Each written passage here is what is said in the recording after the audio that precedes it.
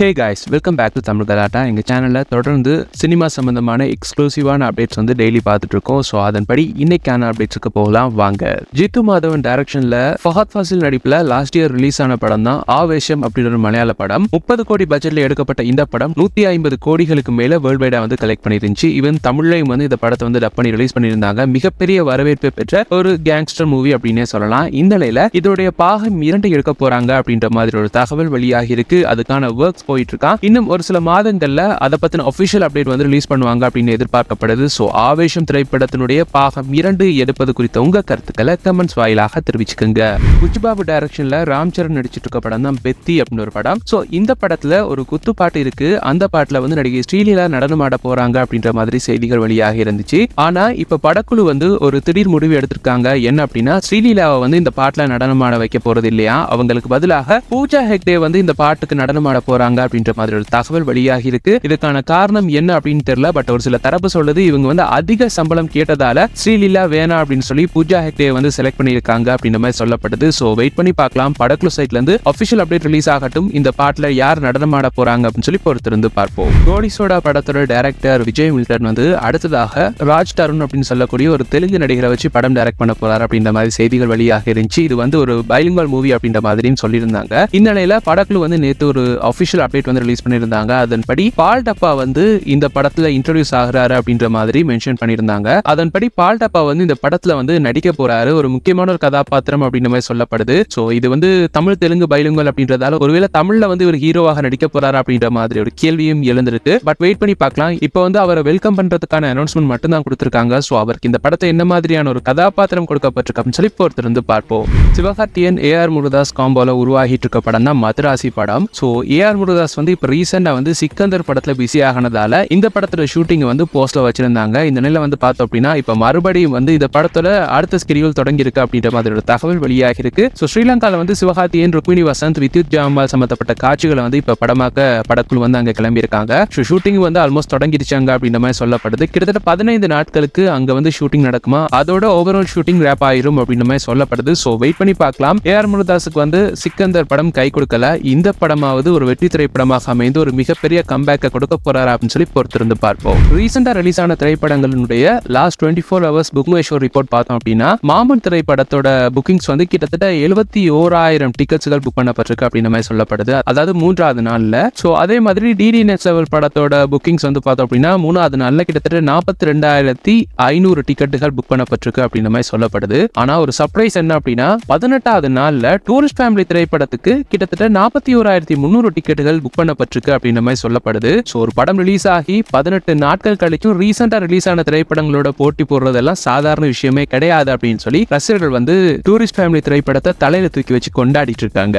மணிரத்னம் கமல்ஹாசன் காம்போல உருவாகி இருக்க தக் லைஃப் படம் இந்த ஜூன் 5ஆம் தேதி ரிலீஸ் ஆக இருக்கு. இதுக்கு அடுத்ததாக வந்து மணிரத்னம் வந்து தெலுங்கு நடிகரான நவீன் போலிஷெட்டியை வச்சு ஒரு படத்தை டைரக்ட் பண்ண போறாரு அப்படின்ற மாதிரி ஒரு தகவல் வெளியாகி இருக்கு. இது வந்து தெலுங்கு தமிழ் பைலிங்குவல் மூவி அப்படின்ற மாதிரி சொல்றாங்க. அதுலயும் குறிப்பா ஒரு செய்தி வந்திருக்கு. என்ன அப்படின்னா, தெலுங்குல வந்து நவீன் போலிஷெட்டி வந்து ஹீரோவாக நடிப்பாரு, தமிழ்ல வந்து இன்னொரு தமிழ் நடிகர் தான் நடிப்பாரு அப்படின்ற மாதிரி சொல்லப்பட்டிருக்கு. சோ ஆல்ரெடி வந்து ஒரு செய்தி வெளியாக இருந்துச்சு. தக் லைஃப்க்கு பிறகு மறுபடியும் சிம்பு மற்றும் மணிரத்னம் இணைய போறாங்க அப்படின்னு சொல்லி. ஒருவேளை அந்த படம் தான் இந்த படமா அப்படின்ற மாதிரி ஒரு கேள்வி எழுந்திருக்கு. அதாவது தமிழ்ல லீட் ரோல்ல வந்து சிம்பு நடிக்க, தெலுங்குல வந்து நவீன் போலிஷெட்டி நடிப்பாரா அப்படின்ற மாதிரி ஒரு கேள்வி எழுந்திருக்கு. பட் வெயிட் பண்ணி பார்க்கலாம். தக் லைஃப் ரிலீஸ் ஆகட்டும். அதுக்கு பிறகு மணிரத்னத்துடைய அடுத்த பட அப்டேட் வெளியாகும். சோ யார் யார் நடிக்க போறாங்க அப்படின்னு சொல்லி பொறுத்திருந்து பார்ப்போம். பாரஞ்சித் டைரக்ஷன்ல உருவாகி வரும் புதிய படம் தான் வேட்டுவம். இந்த படத்துல கெத்து தினேஷ் வந்து ஹீரோவாக நடிக்கிறாரு. ஆர்யா வந்து இந்த படத்துல வில்லனாக நடிக்கிறாரு. சோபிதா துளிபாலா இந்த படத்துல வந்து ஒரு முக்கியமான ஒரு கதாபாத்திரத்தில் நடிக்கிறாங்க. கேங்ஸ்டர் கதை கடத்துல உருவாகும் இந்த படத்தோட படப்பிடிப்பு இப்ப வந்து விறுவிறுப்பாக நடைபெற்று இருக்கு. சோ தினேஷ் வந்து இந்த படத்துல ஒரு வித்தியாசமான ஒரு கதாபாத்திரத்துல ஒரு முற்றிலும் மாறுபட்ட கெட்டப்ல நடிக்கிறாரு அப்படின்ற மாதிரி செய்திகள் வெளியாக இருந்துச்சு. இந்த நிலையில வந்து பார்த்தோம் அப்படின்னா ஒரு போட்டோனே வந்து இப்ப ரிலீஸ் ஆகிருக்கு. அதை வச்சு பார்க்கும் பொழுது கெத்து தினேஷ் வந்து இப்படி ஒரு கெட்டப்ல இதுக்கு முன்னாடி நடிச்சதே கிடையாது. அதாவது ஃபுல் ஷேவ்ல வந்து பார்த்தோம் அப்படின்னா ஆளே டிஃபரெண்டா இருக்காரு. சோ ஒரு கேங்ஸ்டர் கதை அப்படின்னு சொல்றாங்க. ஆனா ஆளை பார்க்கும் பொழுது பச்சை புள்ள மாதிரி இருக்காரு. பட் வெயிட் பண்ணி பார்க்கலாம் என்ன மாதிரியான ஒரு திரைப்படமாக இந்த படம் வரப்போகுது. கெத்து தினேஷுக்கு இந்த படமும் ஒரு வெற்றி திரைப்படமாக அமைய போகுது அப்படின்னு சொல்லி பொறுத்திருந்து பார்ப்போம். விஜயுடைய ஜனநாயகன் படத்தோட டீம் வந்து பாலையாவுடைய பகவந்த் கேசரி படத்துல இருந்து ஒரு சீனை யூஸ் பண்றதுக்கு வந்து அதுக்கான ரைட்ஸை வாங்கியிருக்காங்க. கிட்டத்தட்ட 4.5 கோடிக்கு வாங்கியிருக்காங்க அப்படின்ற மாதிரி ஒரு தகவல் வெளியாகி இருக்கு. பட் இது எந்த அளவுக்கு உண்மை அப்படின்னு தெரியல. ஆல்ரெடி வந்து அந்த படத்தோட ரீமேக் தான் இந்த படம் அப்படின்ற மாதிரி செய்திகள் வெளியாயிருச்சு. ஆனா இல்ல, அந்த படத்தோட ஒரு சில ரிசம்பிள்னஸ் இருக்கும், ஆனா அந்த படத்தோட ரீமேக் கிடையாது அப்படின்ற மாதிரி சொல்லியிருந்தாங்க. பட் அந்த படத்துல வந்து குட் டச் பேட் டச் பத்தின ஒரு சீன் ஒன்று இருக்கும், ஒரு தரமான சீன். அந்த படத்தோட வெற்றி காரணம் அது அப்படின்னே சொல்லலாம். சோ அதுக்காக தான் விஜய் வந்து அந்த படத்தை ரீமேக் பண்ண ஆசைப்பட்டார் அப்படின்ற மாதிரி சொல்லப்படுது. ஆனா இங்க அந்த படத்தை ரீமேக் பண்ணாம அந்த சீனை மட்டும் யூஸ் பண்றதுக்காக ரைட்ஸை வாங்கியிருக்காங்க அப்படின்ற மாதிரி சொல்லப்படுது. சோ ஜனநாயகன் படத்திலையும் குட் டச் பேட் டச் பத்தின ஒரு அவேர்னஸ் சீன் இருக்கும் அப்படின்ற மாதிரி சொல்லப்படுது. சோ அதை மட்டும்தான் பகவந்த் கேசரியில எடுத்திருக்காங்க அப்படின்ற மாதிரியும் செய்தி வெளியாகி இருக்கு. சூரியுடைய மாமன் திரைப்படத்துக்கு பிறகு அவர் ஒரு சில இன்டர்வியூஸ்ல வந்து கலந்துகிட்டு இருக்காரு. அதுல வந்து லோகேஷ் வந்து ரீசெண்டா கோட் பண்ண ஒரு விஷயத்தை பத்தி கேள்வி கேட்டிருந்தாங்க. அதாவது லோகேஷ் சொல்லியிருந்தாரு, தான் வந்து ப்ரொடக்ஷன் கம்பெனி ஆரம்பிச்சதுக்கு பிறகு 10 படங்களுக்கான ஸ்கிரிப்ட் வந்துச்சு அப்படின்னா அதுல 5 படங்களுக்கான ஸ்கிரிப்ட் வந்து சூரியனுக்காக தான் வருது அப்படின்ற மாதிரி சொல்லியிருந்தாரு. சோ அதை பத்தி கேட்டதுக்கு சூரிய என்ன சொல்லியிருந்தாரு அப்படின்னா, ஆமா கிட்டத்தட்ட 3 கதைகள் வந்து லோகேஷே வந்து என்கிட்ட சொல்லியிருக்காரு, இன்னும் 3 கதைகள் வந்து அவருடைய பேனருக்கு கீழே பண்றதுக்கான கதைகளும் சொல்லியிருக்காரு. சோ விரைவில் வந்து அவருடைய ப்ரொடக்ஷன்ல வந்து ஒரு படத்துல நடிப்பேன், அதை தாண்டி ஆஸ் an ஆக்டரா வந்து அவருடைய டைரக்ஷன்லயும் ஒரு படத்துல நடிக்க ஆசை அப்படின்ற மாதிரியும் சொல்லியிருக்காரு. சோ லோகேஷும் வந்து இவருக்கு 3 கதைகள் சொல்லியிருக்காரு அப்படின்னும் பொழுது விரைவில் வந்து லோகேஷ் டைரக்ஷன்ல சூரி நடிப்பாரு அப்படின்னு எதிர்பார்க்கப்படுது. பட் லோகேஷ் வந்து 10 படம் தான் பண்ணுவேன் அப்படின்னு சொல்லி 20 படத்துக்கான ஒர்க்ஸ் வந்து அடுத்தடுத்து பார்த்துக்கிட்டு இருக்காரு. சோ பொறுத்து பார்க்கலாம் 10 படத்தோட நிப்பாட்ட போறாரா இல்ல அது அப்படியே கண்டினியூ ஆக போகுதா அப்படின்னு சொல்லி. தக் லைஃப் படத்தோட ட்ரெய்லர் வந்து ரிலீஸ் ஆகி படம் மேல ஒரு மிகப்பெரிய எதிர்பார்ப்பை கொடுத்திருக்கு. சோ ஒரு பேன் இந்தியா ஹிட் அடிக்கும் அப்படின்னு எதிர்பார்த்துட்டு இருந்த சமயத்துல இப்போ ஒரு சம்பவம் நடந்திருக்கு. அது மிகப்பெரிய ஷாக்கிங்கா கொடுத்திருக்கு அப்படின்னே சொல்லலாம். என்ன அப்படின்னா, இந்த ஜூன் 1 இருந்து தெலுங்கு ஸ்டேட்ஸ்ல வந்து தியேட்டர்ஸ் எல்லாம் ஷட் டவுன் ஆக போகுது அப்படின்ற மாதிரி ஒரு தகவல் வெளியாகி இருக்கு. தெலுங்கு ஸ்டேட்ஸை பொறுத்த வரைக்கும் அதிகமான தியேட்டர்ஸ் இருக்க ஒரு ஏரியா. சோ அங்க வந்து இந்த படத்துக்கு ஒரு மிகப்பெரிய எதிர்பார்ப்பும் இருக்கு. கமல்ஹாசன் திரைப்படம் அங்க வந்து நல்லாவே ஓடும். சோ இந்த நிலையில இப்படி ஒரு ஷட் டவுனால இந்த படம் அங்க ரிலீஸ் ஆகாது அப்படின்ற மாதிரி சொல்லப்படுது. சோ அங்க ரிலீஸ் ஆகல அப்படின்னா படத்தோட கலெக்ஷன் வந்து பயங்கரமா பாதிக்க போகுது. ஷட் டவுனுக்கான ரீசன் வந்து டிஸ்ட்ரிபியூட்டர், ப்ரொடியூசர்ஸ் மற்றும் தியேட்டர்ஸ்க்கு இடையில இருக்கிற பெர்சன்டேஜ் ஷேரிங் பிரச்சனை தான் அப்படின்னு சொல்லப்படுது. சோ அதை வந்து சோர்ட் அவுட் பண்ணிடுறாங்களா ஏர்லியாவே, இல்ல அப்படின்னா சொன்ன மாதிரி ஷட் டவுனை வந்து ஜூன் 1 வந்து ஆரம்பிச்சு தக் லைஃபுக்கு வந்து சிக்கலா கொடுக்க போறாங்களா அப்படின்னு சொல்லி பொறுத்திருந்து பார்ப்போம். பாகம் 2 படங்கள்ல வந்து ரசிகர்கள் ரொம்பவே எதிர்பார்ப்புல இருக்க ஒரு படம் அப்படின்னா தனியொருவன் பாகம் 2 தான். இந்த படத்தோட அனௌன்ஸ்மெண்ட் வீடியோ வந்து ரிலீஸ் ஆகிருந்துச்சு. ஆனா ஏதோ ஒரு ரீசன்னால படம் வந்து தள்ளி போயிட்டே இருக்கு. இந்த படத்துல ஜெயம் ரவி மற்றும் நயன்தாரா நடிக்கிறாங்க. பாகம் 1ஓட கண்டினியூஷனா அப்படின்ற கேள்வியும் எழுந்திருக்கு. பட் அதை பத்தி டைரக்டர் வந்து ஒன்னும் சொல்லல அப்படின்றது குறிப்பிடத்தக்கது. ஜெயம் ரவியுடைய அண்ணா மோகன் ராஜா தான் படத்தை டைரக்ட் பண்றாரு. இந்த நிலையில வந்து பார்த்தோம் அப்படின்னா இப்ப ரீசெண்டா வந்து ஒரு மேடை நிகழ்ச்சியில இந்த படத்தோட ப்ரொடியூசர் அர்ச்சனா கல்பதி மற்றும் மோகன் ராஜா கலந்துக்கிட்டாங்க. அப்ப 2 பேர்கிட்டையும் தனியொருவன் பாகம் 2 பத்தி கேள்வி கேட்டிருந்தாங்க. அதுக்கு பதிலளிச்ச 2 பேரும் என்ன சொல்லியிருந்தாங்க அப்படின்னா, இந்த படம் பார்ட் 1 மாதிரி கிடையாது, ஒரு மிகப்பெரிய ஸ்கேல்ல உருவாக்க போற ஒரு படம். சோ அதனால பார்த்து பண்ணிட்டு இருக்கோம். சோ இந்த படம் கண்டிப்பா ஒரு பேங்கராக இருக்கும் அப்படின்ற மாதிரி சொல்லியிருக்காங்க. ஏன்னா படத்தோட ஸ்டோரி வந்து அந்த அளவுக்கு ஸ்ட்ராங்காக இருக்கு அப்படின்ற மாதிரி சொல்றாங்க. சோ ஜெயம் ரவி வந்து பார்த்தோம் அப்படின்னா இப்போ ஒரு சில திரைப்படங்கள் தான் நடிச்சிட்டு இருக்காரு. அந்த பக்கம் நயன்தாராவும் ரொம்ப கம்மியான திரைப்படங்கள் தான் நடிச்சிட்டு இருக்காங்க. சோ அப்படி இருக்கும் பட்சத்துல என்ன ரீசனுக்காக படத்தை வந்து போஸ்ட்போன் பண்ணிட்டு இருக்காங்க அப்படின்றது தெரியல. வெயிட் பண்ணி பார்க்கலாம். விரைவில் வந்து இந்த படத்தை ஸ்டார்ட் பண்ணட்டும். ஒரு மிகப்பெரிய எதிர்பார்ப்புல இருக்க இந்த படம் வெற்றி படமாக அமைய போகுதா அப்படின்னு சொல்லி பொறுத்திருந்து பார்ப்போம். பாக்ஸ் ஆபீஸ்ல பட்டையை கிளப்பிட்டு இருக்க சசிகுமாருடைய டூரிஸ்ட் ஃபேமிலி ரிலீஸ் ஆகி கிட்டத்தட்ட 18 நாள் ஆயிருச்சுங்க. சோ இன்னைக்கு 19வது நாள். சோ இந்த படம் வந்து வேர்ல்ட் வைடா வந்து 70 கோடிகளை கடந்து கலெக்ட் பண்ணிருக்கு அப்படின்ற மாதிரி ஒரு தகவல் இப்ப வெளியாகி இருக்கு. எல்லாத்துக்கும் மேல வந்து இந்த படம் தமிழ்நாட்டுல மட்டும் 50 கோடிகளை கடந்திருக்கு அப்படின்ற மாதிரி இன்னொரு தகவலும் வெளியாகி இருக்கு. சோ கிட்டத்தட்ட 30 கோடிக்கும் கம்மியா தான் இருக்கு இந்த படம் 100 crores வந்து கலெக்ட் பண்றதுக்கு. சோ வெயிட் பண்ணி பார்க்கலாம் இந்த படம் 100 கோடியை வந்து கலெக்ட் பண்ண போகுதா இல்லையா அப்படின்னு சொல்லி. இதை தாண்டி வேர்ல்ட் வைடா, அதாவது இந்தியாவை தாண்டி வேர்ல்ட் வைடா இந்த படத்தை வந்து அஹிம்சா என்டர்டெயின்மெண்ட் அப்படின்றவங்க தான் ரிலீஸ் பண்ணிருக்காங்க. சோ 3வது வாரத்துல போயிட்டு இருக்க இந்த திரைப்படம் வந்து யூகே அண்ட் அயர்லாந்துல வந்து கிட்டத்தட்ட 1,25,000 பவுண்ட்ஸுக்கு மேல கலெக்ட் பண்ணிருக்கு அப்படின்ற மாதிரி ஒரு தகவல் வெளியாகி இருக்கு. அதுலயும் ஃபர்ஸ்ட் வீக்கை விட செகண்ட் வீக் தான் கலெக்ஷன் அதிகம் அப்படின்ற மாதிரி சொல்றாங்க. எல்லாத்துக்கும் மேல வந்து கடந்த 17ஆம் தேதி வந்து இந்த படத்தோட கலெக்ஷன் வந்து வேர்ல்ட் வைட், அதாவது இந்தியாவை தாண்டி வேர்ல்ட் வைட் கலெக்ஷன் வந்து முதலாவது நாள் கலெக்ஷனை விட அதிகம் அப்படின்ற மாதிரி சொல்லப்படுது. சோ இப்பதான் ஓவர்சீஸ்ல வந்து அதனுடைய பொட்டன்ஷியல் வந்து காட்ட ஆரம்பிச்சிருக்கு. சோ பொறுத்து வந்து பார்க்கலாம். தமிழ்நாட்டுல 50 கோடிகளுக்கு மேல கலெக்ட் பண்ண இந்த படம் ஓவர்சீஸ்ல வந்து ஃபைன் லெவல்ல க்ரோஸ் பண்ண போகுது அப்படின்னு சொல்லி பொறுத்திருந்து பார்ப்போம்.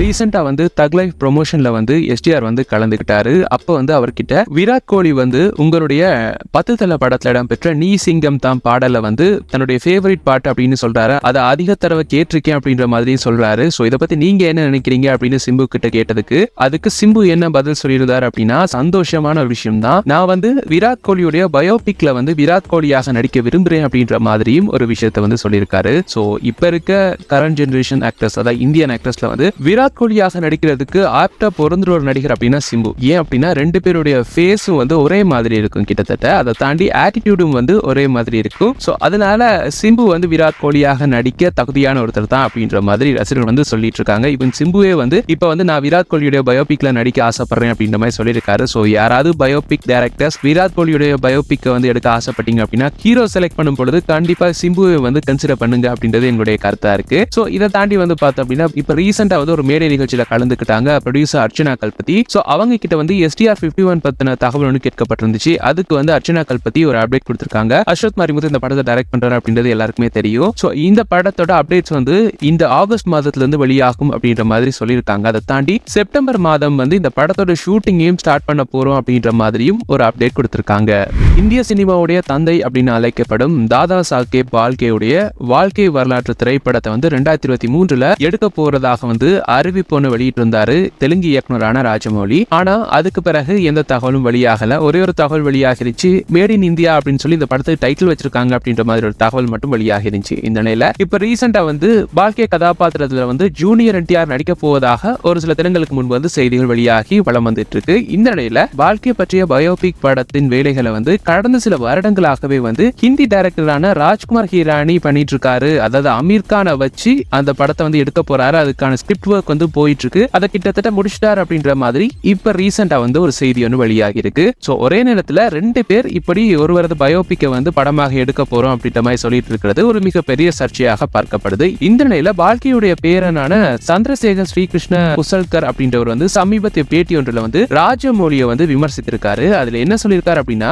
ராஜமௌலியுடைய படம் குறித்து நான் கேள்விப்பட்டிருக்கேன். ஆனா அவர்களது தரப்புல இருந்து ராஜமௌலியோ அல்லது அவருடைய டீமோ என்னை வந்து மீட் பண்ணவே இல்லை, இதை பத்தி என்கிட்ட பேசவே இல்லை. சோ பால்கேஜி பற்றிய படத்தை யார் எடுக்க நினைச்சாலும் எடுக்கலாம். ஆனா அவங்க பால்கே குடும்பத்தினரான எங்க கிட்ட வந்து ஆலோசிக்க வேணும். அப்படி ஆலோசித்தா மட்டும்தான் அதை வந்து படமா எடுக்கலாம். ஏன்னா அந்த படத்தோட கதை வந்து எங்க கிட்ட தான் இருக்கு. ஆனா ராஜ்குமார் ஹிரானி வந்து பார்த்தோம் அப்படின்னா அவங்களுடைய டீம் வந்து இந்த படத்தை பத்தி நிறைய ஹெல்ப் வந்து எங்க கிட்ட கேட்டிருக்காங்க. நிறைய விஷயங்கள் வந்து எங்க கிட்ட வந்து கலந்துரையாடி இருக்காங்க. கிட்டத்தட்ட 3 வருடங்களுக்கு மேலாக தொடர்ந்து வந்து எங்க கிட்ட வந்து கண்டாக்ட்ல தான் இருக்காங்க. நிறைய ஆராய்ச்சிகளையும் மேற்கொண்டுட்டு இருக்காங்க. சோ அவங்க கிட்ட நானே சொல்லியிருக்கேன், நீங்க தொடர்ந்து செய்யுங்க, நீங்க நிறைய எஃபோர்ட் போட்டுட்டு இருக்கீங்க, கண்டிப்பா வந்து அதுக்கான ரிசல்ட்ஸ் வந்து வேற லெவல்ல உங்களுக்கு கிடைக்கும் அப்படின்ற மாதிரி நான் உங்களுக்கு சொல்லியிருக்கேன் அப்படின்ற மாதிரி அவர் சொல்லியிருக்காரு. சோ பால்கே கதாபாத்திரத்துல அமீர் கான் நடிப்பதை தான் நானும் விரும்புறேன் அப்படின்ற மாதிரியும் சந்திரசேகர் வந்து சொல்லியிருக்காரு. படத்துல வந்து பால்கேயுடைய மனைவியான சரஸ்வதி பாய் பால்கே கதாபாத்திரத்துல வந்து வித்யா பாலன் நடிச்சா நல்லா இருக்கும் அப்படின்ற மாதிரி நான் ஒரு சஜஷன் கொடுத்திருந்தேன் அப்படின்ற மாதிரியும் அவர் சொல்லியிருக்காரு. அவருடைய பேட்டி வந்து இப்போ ஒரு மிகப்பெரிய சர்ச்சையாக மாறி இருக்கு. அதாவது பால்கே குடும்பத்தினரே வந்து ராஜமௌலி வந்து சந்திக்கவே இல்லையா,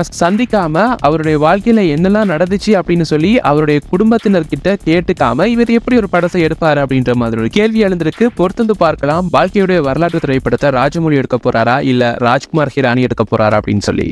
சூர்யா வந்து அடுத்ததாக வெங்கி அட்லூரி டைரக்ஷன்ல நடிக்கிறாரு அப்படின்றது எல்லாருக்குமே தெரியும். அதுக்கான பூஜை வந்து இன்னைக்கு ஹைதராபாத்ல வந்து போட்டிருக்காங்க. சோ படத்தோட ஷூட்டிங் வந்து இந்த மே 30 தொடங்கும் அப்படின்ற மாதிரி தகவல் வெளியாகி இருக்கு. இந்த படத்துல மமிதா பைஜு தான் ஃபீமேல் லீட் வந்து பிளே பண்ண இருக்காங்களா. அதை தாண்டி ரவீனா தந்தோன் மற்றும் ராதிகா சரத்குமார் ஆகியோரும் இந்த படத்துல வந்து முக்கியமான ஒரு கதாபாத்திரத்துல நடிக்கிறாங்க அப்படின்ற மாதிரி சொல்லப்படுது. சோ ஜிவி பிரகாஷ் குமார் தான் இந்த படத்துக்கு மியூசிக் பண்ண இருக்காரு. அவரே வந்து அதை அறிவிச்சிருக்காரு. அதாவது லக்கி பாஸ்கர் வாத்தி படத்துக்கு பிறகு 3வது முறையாக வெங்கி அட்லூரி டைரக்ஷன்ல வந்து ஒரு படம் பண்ண இருக்கேன், அதுதான் சூர்யா 46 அப்படின்ற மாதிரி அவர் மென்ஷன் பண்ணியிருக்காரு. இந்த படம் கண்டிப்பா வந்து சூர்யாவுக்கு வந்து ஒரு தரமான ஒரு திரைப்படமாக இருக்கும் அப்படின்ற மாதிரி எதிர்பார்க்கப்படுது. இந்த நிலையில சூர்யா வந்து ரீசெண்டா தொடரும் படத்தோட டைரக்டர் தருண்மூர்த்தியை அழைத்து பாராட்டி இருக்காரு அப்படின்ற மாதிரி ஒரு தகவல் வெளியாகி இருக்கு. சூர்யா மட்டும் இல்லாம ஒட்டுமொத்த சூர்யா ஃபேமிலி, அதாவது ஜோதிகா, கார்த்தி உட்பட எல்லாருமே வந்து பாராட்டி இருக்காங்களா. சோ இதுக்கு பின்னாடி ஒரு விஷயம் இருக்கு அப்படின்ற மாதிரி சொல்லப்படுது. அதாவது தொடரும் படத்தோட டைரக்டர் தருண்மூர்த்தி வந்து சூர்யா கார்த்தியை வச்சு ஒரு படம் டைரக்ட் பண்றதுக்காக ஒரு கதையை சொல்லியிருக்காரு இந்த மீட்டிங்ல அப்படின்ற மாதிரி சொல்லப்படுது. அதை பத்தின அப்டேட்ஸ் வந்து விரைவில் வந்து ரிலீஸ் ஆகும் அப்படின்னு எதிர்பார்க்கப்படுது. சோ அந்த போட்டோஸும் வந்து பார்த்தோம் அப்படின்னா இப்ப சமூக வலைத்தளங்கள வைரல் ஆயிட்டு இருக்கு. சோ இதை தாண்டி நேத்து வந்து ஒரு ஷாக்கிங் அப்டேட் வந்து ரிலீஸ் ஆயிருச்சு. என்ன அப்படின்னா, சூர்யாவுடைய ரெட்ரோ திரைப்படம் வேர்ல்ட் வைடா வந்து 235 கோடிகளை கலெக்ட் பண்ணிருக்கு அப்படின்ற மாதிரி ஒரு தகவல் வந்து ரிலீஸ் பண்ணியிருந்தாங்க. சோ இது எல்லாருக்குமே ஷாக்கிங். என்னடா படம் 100 கோடி கலெக்ஷன் அப்படின்றத போட்டாங்க, அதுக்கு பிறகு திடீர்னு 235 போடுறாங்களே, எப்படி இது சாத்தியம் அப்படின்ற மாதிரி கேட்டிருந்தாங்க. பட் அதிகமா நம்ம வாங்குற ஏதாவது ப்ராடக்ட்ஸ்ல வந்து நல்ல சின்ன எழுத்துல வந்து ஒரு மூலையில எழுதியிருப்பாங்க, இது வந்து இந்த வயதுக்குட்பட்டவங்க பாவிக்க கூடாது, இதுல இந்த தீங்கான விஷயங்கள் கலந்துருக்கு அப்படின்ற மாதிரி எழுதியிருப்பாங்க. அதே மாதிரி இங்கேயும் ஒரு மூலையில வந்து இது வந்து தியேட்ரிக்கல் மற்றும் நான் தியேட்ரிக்கல் ரெவென்யூ அப்படின்ற மாதிரி மென்ஷன் பண்ணிருக்காங்க. சோ தியேட்ரிக்கல் வந்து கிட்டத்தட்ட 135 கோடி அப்படின்ற மாதிரி சொல்லப்படுது. 150 நெருங்கிடுச்சு அப்படின்ற மாதிரி சொல்றாங்க. எவ்வளவு அப்படின்னு தெரியல. ஸோ அதை தாண்டி வந்து நான் தியேட்ரிக்கல், அதாவது ஓடிடி, சேட்டலைட், அதர் ரைட்ஸ் எல்லாமே சேர்த்து கிட்டத்தட்ட 100 கோடி. ஸோ அது படி பார்த்தோம் அப்படின்னா மொத்தமாக 235 கோடி. ஸோ இந்த புது விஷயத்தை இப்போ இவங்க ஆரம்பிச்சிட்டாங்க. ஸோ இனி வர திரைப்படங்கள் எல்லாமே வந்து இப்படி கலெக்ஷன் கொடுக்க ஆரம்பிச்சிருவாங்க. அதுலேயே சொல்லணும் அப்படின்னா நம்ம சூப்பர் ஸ்டார் 2.0 திரைப்படம் கிட்டத்தட்ட 1000 கோடி கலெக்ஷன் அப்படின்னு சொல்லலாம். அதாவது படத்தோட நான் தியேட்ரிக்கல் ரைட்ஸ் வந்து கிட்டத்தட்ட 200 கோடி, படம் வந்து வேர்ல்ட் வைடா வந்து 800 கோடிகளை கலெக்ட் பண்ணிச்சு அப்படின்ற மாதிரி சொல்லப்படுது. ஸோ அதை வச்சு பார்க்கும்பொழுது அந்த படம் 1000 கோடி அப்படின்னு நாங்க சொல்லலாமே அப்படின்னு சொல்லி சூப்பர் ஸ்டார் ரஜினிகாந்த் ரசிகர்கள் வந்து வாதாடிட்டு இருக்காங்க. ஸோ இது பற்றி உங்களுடைய கருத்துக்களை கீழே கமெண்ட்ஸ் வாயிலாக தெரிவிச்சுக்கோங்க. அதாவது ஒரு படத்தோட கலெக்ஷன் அப்படின்னும் பொழுது தியேட்ரிக்கல் கலெக்ஷன் தான் இது வரைக்கும் சொல்லிட்டு இருந்தாங்க. பட் இப்போ வந்து நான் தியேட்ரிக்கல் கலெக்ஷனையும் சொல்லும் பொழுது அது வந்து சிக்கலை ஏற்படுத்துமா இல்லையா அப்படின்னு சொல்லி உங்களுடைய கருத்துக்களை கீழே கமெண்ட்ஸ் வாயிலாக தெரிவிச்சுக்கோங்க. ஸோ இதோட இன்னைக்கான வீடியோ முடியுது. இந்த வீடியோ தொடர்பான உங்க கருத்துக்களையும் கீழே கமெண்ட்ஸ் வாயிலாக தெரிவிச்சுக்கோங்க. மேலும் இதே போல சினிமா சம்பந்தமான அப்டேட்ஸ் வந்து உடனுக்குடன் பெற்றுக்கொள்ள எங்களுடைய தமிழ் கலாட்டா சேனலை மறக்காம சப்ஸ்கிரைப் பண்ணிட்டு பக்கத்துல பெல் ஐக்கனையும் கிளிக் பண்ணிருங்க. தேங்க்யூ.